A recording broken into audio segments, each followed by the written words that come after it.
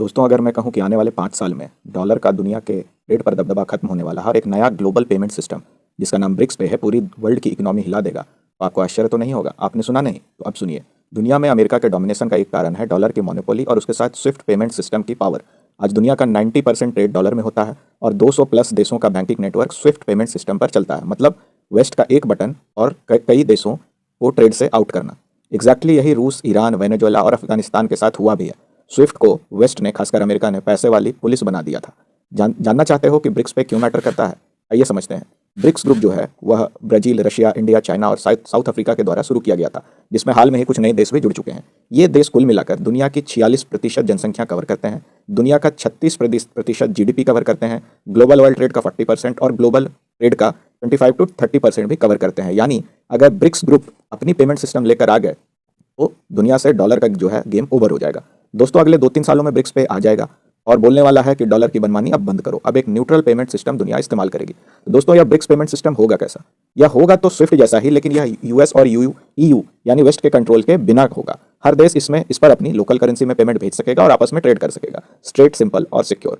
दोस्तों, Swift payment system जो है उसके मिसयूज के कई एग्जांपल्स देखते हैं। जैसे रशिया को 2022 में बैन किया गया था, जिसने उसके पूरे एनर्जी ट्रेड को हिट कर दिया था यूक्रेन वॉर के दौरान। ईरान को भी 2012 से 2018 के बाद कई बार डिस्कनेक्ट कर दिया गया है, जिससे ईरान की जो आर्थिक स्थिति है वो काफ़ी डगमगा गई। अफगानिस्तान के $9 बिलियन के रिजर्व फ्रीज किए गए थे। वेनेजुएला को तेल बेचने से रोकने के लिए ब्लॉक कर दिया गया था।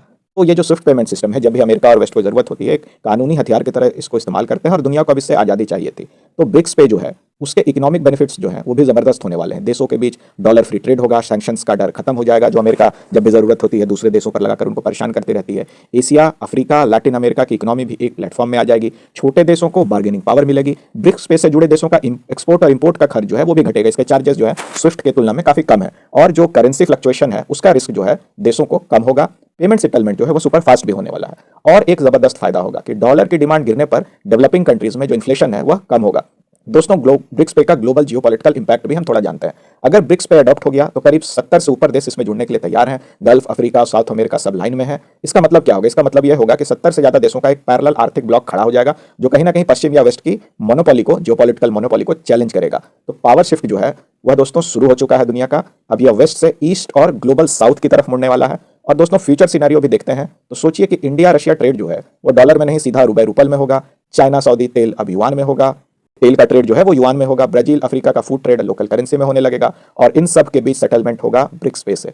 तो दोस्तों, दुनिया पहली बार मल्टी करेंसी मॉडल की तरफ जा रही है। इससे डॉलर की मोनोपोली खत्म होने वाली है। हालांकि यह एक नए कंपटीशन की भी शुरुआत होगी।